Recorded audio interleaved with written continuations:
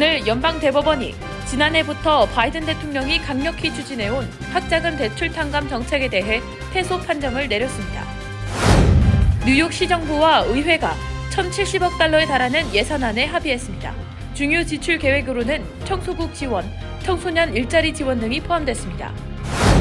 미국에서 스리라차 소스 품귀 현상이 빚어지고 있습니다. 수년간 이어진 캘리포니아주와 멕시코 일대 가뭄으로 인한 결과입니다. 맨해튼의 티파니 앤코 플래그십 스토어에서 화재가 발생했습니다. 다행히 몇 시간 만에 진압됐으며 인명피해는 보고되지 않았습니다. 시카고 시내 강가에서 총 16구의 익사체가 잇따라 발견되고 있습니다. 익사체는 물에서 오래 부패한 탓에 사망 경위 파악이 쉽지 않은 상황입니다. 세계보건기구가 제로 음료 등 저칼로리 식품에 설탕 대신 단맛을 내는 아스파탐을 발암 가능 물질로 분류할 예정입니다.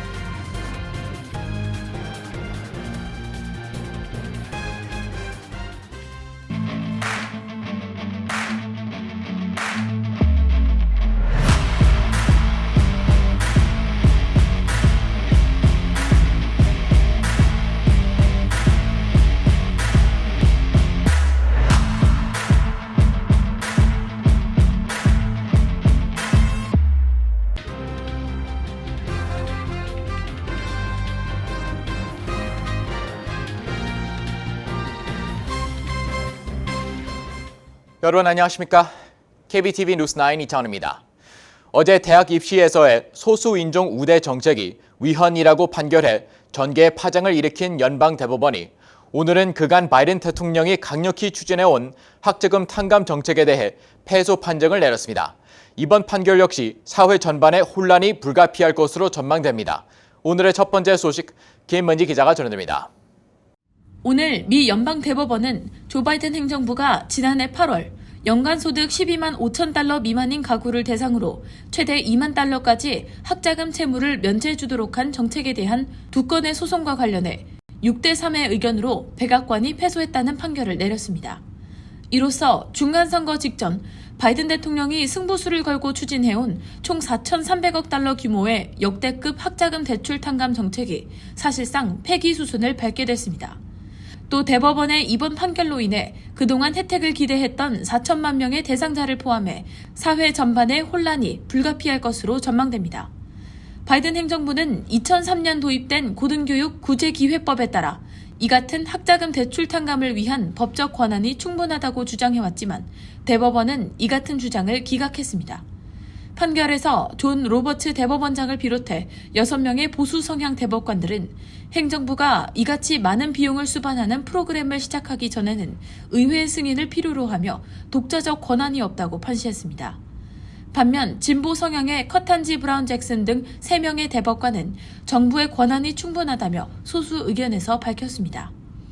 뉴욕타임스는 대출자들을 빚더미에서 구제하겠다고 약속한 바이든 대통령에게 이번 결정은 큰 좌절이라며 바이든 대통령의 정책 구상은 역사상 가장 비용이 많이 드는 행정조치 가운데 하나가 될 수도 있었다고 평가했습니다.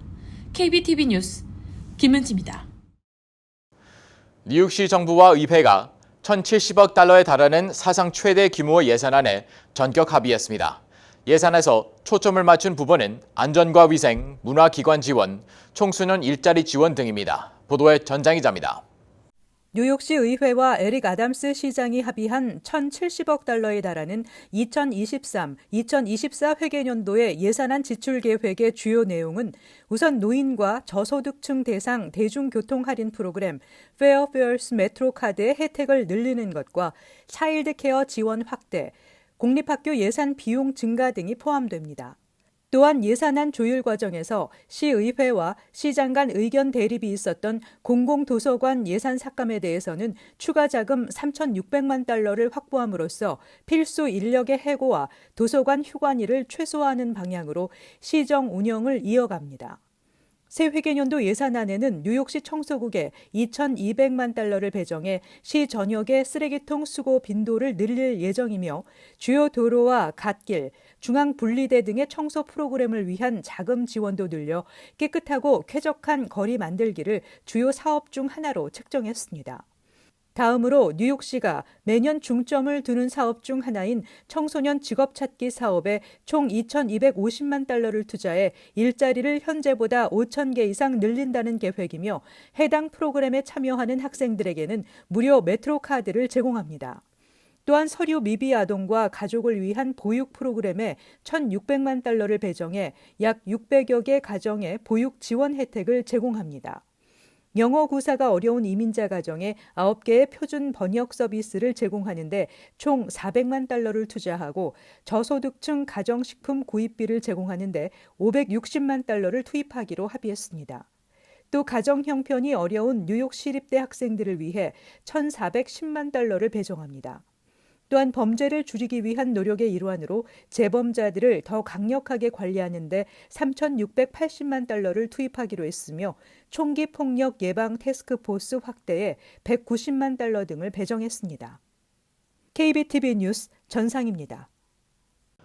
전 세계적인 기후 변화로 난데없이 품귀 현상을 빚어 금값된 이것은 바로 스리라차 소스입니다. 핵심 원재료인 붉은 할라페뇨 고추를 생산하던 캘리포니아와 멕시코 일대에 수년간 가뭄이 이어진 결과인데요. 스리라차 소스를 항시 구비하는 마트와 식당 업주들의 발등에 불이 떨어졌습니다. 김은지 기자의 보도입니다. CNN 등 외신에 따르면 최근 미국에서는 스리라차 소스 품귀 현상이 빚어지고 있습니다. 스리라차는 붉은 할라피뇨 고추를 베이스로 소금, 설탕, 마늘, 식초 등을 첨가한 양념입니다. 미국에서 가장 많이 팔리는 소스 중 하나이며 칼로리가 매우 적어 최근 한국에서도 다이어트 식품으로 사랑받고 있습니다. 미국 내 스리라차 소스 원조로 통하는 업체는 1980년 미국에서 처음 이를 제품화한 베트남 난민 출신 사업가 데이비드 쩐이 설립한 후이퐁 푸드입니다. 그러나 후이퐁 푸드는 기후변화로 무더워진 날씨 때문에 이미 3년째 생산 과정에 차질을 빚고 있습니다. 상표에 수탉 그림을 써서 닭표란 별명으로도 불리는 이 업체는 그동안 연간 5만 톤에 이르는 붉은 할라피뇨 고추를 써왔는데 주요 생산지인 캘리포니아주, 뉴멕시코주, 그리고 멕시코 일대에 수년간 가뭄이 덮쳐 원재료를 구할 방도가 사라졌기 때문입니다. 결국 후이퐁 푸드는 지난해 소스 생산을 일시적으로 중단하기도 했습니다. 이런 상황에 미 전국에서는 스리라차 소스 가격이 금값만큼 치솟았습니다. 온라인상에는 웃돈을 주고서라도 구매하고 싶다는 사람들이 등장했고 이를 악용해 터무니없는 가격을 붙이는 사례도 늘었습니다. 보통 17온스들이 한 병당 $5 미만에 팔리던 제품을 10배가 넘는 가격에 되팔고 있고 아마존, 이베이 등에서는 소스 2병을 묶어 $125에 판매한다는 글도 있었습니다. 하지만 이른 시일 내 미국 남서부와 멕시코주의 고추 작황이 개선될 가능성은 거의 없는 것으로 전망되고 있습니다. 후이퐁 푸드 측도 최근 제한적으로 생산이 재개됐다면서도 불행하게도 여전히 원재료 부족을 겪고 있다. 현재로서는 언제 공급량을 늘릴 수 있을지 예상할 수 없다고 밝혔습니다. KBTV 뉴스 김은지입니다. 뉴욕을 상징하는 매장 중 하나인 명품 줄리 브랜드 티파니&코 본사에 화재가 발생했습니다. 화재는 몇 시간 만에 진압됐으며 인명피해는 없었습니다. 보도에 강정민 기자입니다. 뉴욕 소방국에 따르면 맨해튼의 티파니&코 플래그십 스토어에서 화재가 발생해 소방국과 콘 에디슨이 현장으로 출동했습니다. 소방국 관계자와 티파니&코의 한 관계자는 매장 개장 전 뉴욕 5번가에 있는 티파니 랜드마크 주변 지하실에서 전기 화재가 발생했다며 인명피해는 없었으며 현재 뉴욕 소방서와 협력해 직원과 고객의 안정을 보장하기 위한 예방 조치를 취하고 있다고 성명을 발표했습니다. 1961년 오드리 헵번 주연 영화 티파니에서 아침을로 유명해진 이 매장은 맨해튼 57번가와 5번가 트럼프타워 옆에 위치해 있습니다. 이 매장은 최근 3년간의 내부 공사를 마치고 지난 4월에 다시 문을 열었는데 티파니&코는 1940년 개점한 이후 첫 전면적인 변화라고 매장의 재단장을 홍보했습니다. 앤서니 레드루 티파니&코 회장 겸 최고 경영자는 5번가의 랜드마크인 티파니의 재개장은 티파니의 중요한 이정표라며 티파니는 단순한 주얼리 매장이 아니라 최첨단 건축, 예술가 디자인, 그리고 환대를 받을 수 있는 문화 허브라고 선언한 바 있습니다. 그는 회사의 재개장을 기념하기 위해 다양한 디자인과 세상에 단 하나뿐인 작품을 선보일 것이라고 밝혔으며 선보이는 작품에는 다이아몬드 시계와 전설적인 128.54캐럿 티파니 다이아몬드의 새로운 디자인도 포함된 것으로 알려졌습니다. KBTV 뉴스 강정민입니다. 뉴욕, LA에 이어 미국에서 세 번째로 큰 도시인 시카고에서 지난해부터 총 16구의 익사체가 강 인근에서 잇따라 발견되고 있어 지역 사회가 공포에 휩싸였습니다. 시신이 물에 빠지면 급속도로 부패하기 때문에 사망 경위 파악을 위한 단서를 찾는 것이 쉽지 않은 상황입니다. 자세한 소식 김은지 기자가 전해드립니다. 뉴욕 포스트에 따르면 지난해 3월부터 올해 6월까지 약 16개월에 걸쳐 시카고 강과 미시간 호수에서 10구의 남성 시신과 6구의 여성 시신이 발견돼 전문가들이 연쇄살인을 의심하고 있습니다. 우연으로 보기엔 의심할 여지가 너무 많기 때문입니다. 전직 미 중앙정보국 CIA와 연방수사국 FBI 요원이었던 트레이시 윌더는 이 우발적인 익사 사건이 단기간에 여러 번 일어났고 실종 신고가 접수된 곳으로부터 멀리 떨어진 곳에서 시신이 발견된 점을 지적하면서 연쇄살인범의 범행일 가능성이 있다고 전했습니다. 이어 전반적으로 비슷한 패턴이 많기 때문에 더 이상 우연으로 볼 수 없다며 시신이 물에 빠지면 법의학 증거가 대부분 소멸해 범인으로선 충분히 의도적이고 이상적인 사후 처리다라고 말했습니다. 가장 최근에 발견된 피해자 26세 노아 에노스는 그가 발견된 곳 인근에 있는 공연장에서 락 콘서트를 관람했던 것으로 밝혀졌습니다. 그는 콘서트를 관람한 이후 실종된 지 5일 만인 지난 17일에 시신으로 발견됐습니다. 시카고 경찰은 아직 노아의 사망 원인과 경위를 밝히지 않았습니다. 당국은 피해자들의 공통점을 찾고 나섰지만 익사체의 경우 어떤 조사도 쉽게 이뤄지지 못하고 있는 실정을 밝혔습니다. 피해자 중엔 페덱스 유니폼을 입은 채로 발견되거나 해군 선원으로 밝혀진 사람도 있었고 마지막으로 자택 근처에서 목격된 사람도 있었습니다. 발견된 16구의 익사체 중 3구는 신원 식별조차 확인되지 않고 있으며 2명은 자살, 3명은 에탄올 중독으로 인한 우발적 사고, 나머지는 확인이 불가할 정도로 시신이 부패했거나 조사 중인 것으로 드러났습니다. 전직 뉴욕시 경찰관이자 존 제이 칼리지의 형사사법학 교수인 조셉 자칼로는 소셜미디어가 이런 음모론을 부추기는 것 같지만 수사관들은 이에 관계없이 해야 할 일을 해야 한다고 전했습니다. KBTV 뉴스 김은지입니다. 제로 음료 등 저칼로리 식품에 설탕 대신 단맛을 내는 인공 감미료 아스파탐을 세계보건기구가 발암 가능 물질로 분류할 예정인 것으로 전해진 가운데 아스파탐 관련 식품에 관심이 모아지고 있습니다. 전장희 기자의 보도입니다. 로이터는 국제암연구소가 다음 달 14일 아스파탐을 처음으로 사람에게 암을 유발할 가능성이 있는 이 비군 물질로 분류할 것이라고 전했습니다. 아스파탐은 설탕의 200배 단맛을 가지면서도 칼로리가 거의 없고 사카린과 같은 쓴 뒷맛이 없어 다이어트에 민감한 소비자들에게 인기가 높았습니다. 다만 안전성을 두고는 수십 년간 논란이 이어지면서 일부 기업들은 자발적으로 제품에서 아스파탐을 뺐습니다. 펩시는 2015년 아스파탐을 빼고 대체 감미료인 스크랄로스를 넣었습니다. 그러나 달라진 맛으로 다이어트 펩시 판매량이 급감하자 1년 뒤 아스파탐을 넣은 제품을 한시적으로 판매했다 2020년 다시 제거했습니다. 현재는 미국에서 판매되는 다이어트 코카콜라와 닥터페퍼 다이어트 등 무설탕 음료, 무설탕 초코바 마르스, 껌, 무설탕 젤로 젤라틴 믹스처럼 무설탕이 붙은 제품들에 대체로 아스파탐이 쓰였습니다. 1965년 미국 화학자 제임스 슐라터가 발견한 아스파탐은 1974년 식품의약국이 가정에서 설탕 대용으로 쓰고 기업들의 식품에도 쓸 수 있도록 승인했습니다. WHO의 식품첨가물 전문가위원회에 의해 승인된 아스파탐과 함께 사카린, 스크랄로스, 네오탐, 스테비아는 자주 사용되는 5가지 인공 감미료입니다. 한편 영국, 스페인, 프랑스, 이탈리아, 덴마크, 독일, 호주, 뉴질랜드 등 90여 개국이 아스파탐을 검토한 결과 사람이 먹어도 안전하다고 봐 사용을 허용하는 것으로 나타났습니다. 다만 FDA가 아스파탐의 일일 허용 섭취량을 체중 1kg당 하루 50mg으로 정한 반면 유럽 규제기관은 40mg으로 정하고 있습니다. KBTV 뉴스 전상입니다. 메트로폴리탄 교통공사 제노 리버 회장은 교통 혼잡료를 부과하기 위한 통행료 징수시설 설치 계약을 이미 맺었다며 약 10개월 정도의 공사 기간을 거쳐 2024년 봄부터 교통 혼잡료를 부과하는 것을 목표로 하고 있다고 밝혔습니다. 맨하탄의 극심한 교통체증과 대기 오염을 막기 위한 MTA의 교통 혼잡료 징수는 2019년부터 본격 추진됐지만 뉴저지주는 물론 뉴욕시 외곽의 뉴욕주 정치인, 맨하탄 외 뉴욕시 4개 보로 주민 등의 심한 반대로 계속 지연되다 지난 26일 연방정부로부터 최종 승인을 받았습니다. 교통 혼잡료는 차량 종류 등에 따라 최소 $5에서 최대 $23로 정해질 예정입니다. 올해 1분기 국내 총생산 증가율이 연율 2%로 집계됐습니다. 연방상무부는 1분기 GDP 증가율 확정치를 지난달 발표한 잠정치보다 0.7%포인트 상향 조정했습니다. 4월 말 발표한 속보치와 비교하면 2배 가까이로 올라갔는데 이는 경제 성장이 생각보다 훨씬 강했다는 의미입니다.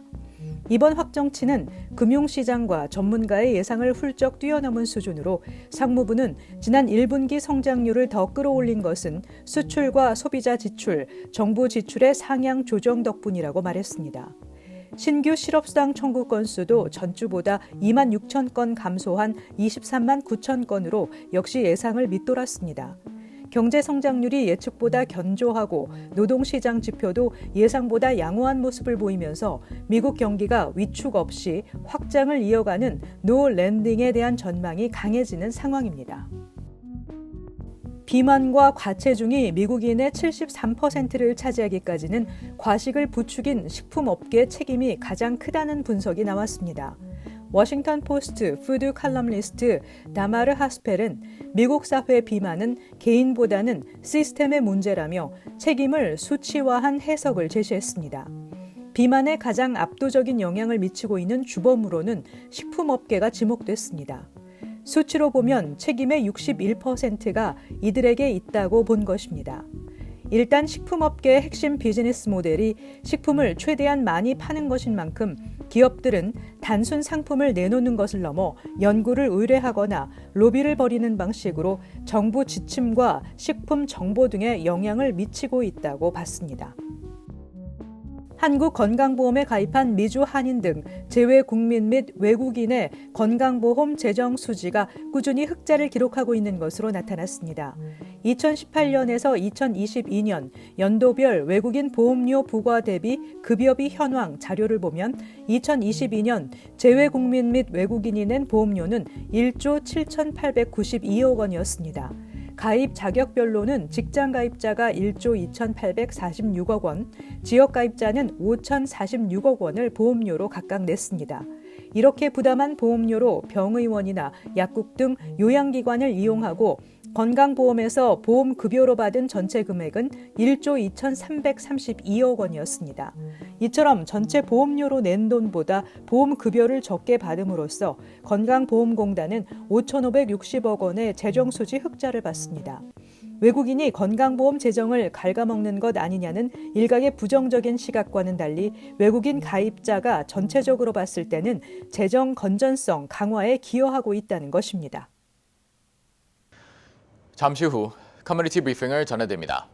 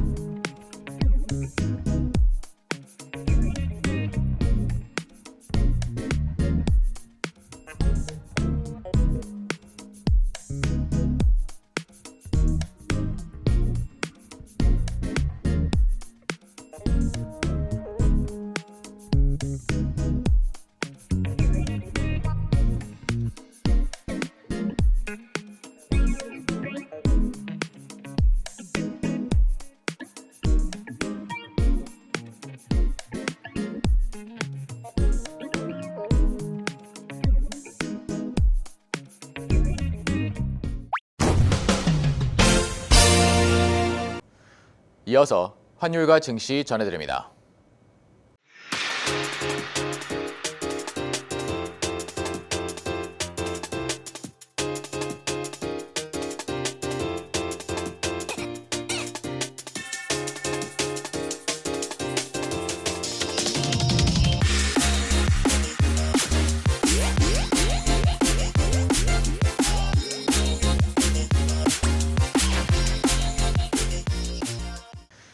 잠시 후 뉴욕과 뉴저지 날씨 전해드립니다.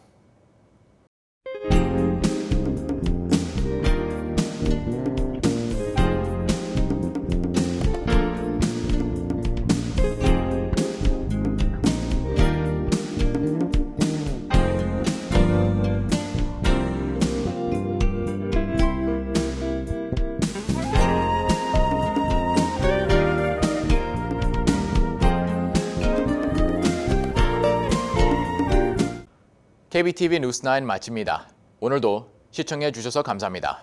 편안한 밤 보내시 바랍니다.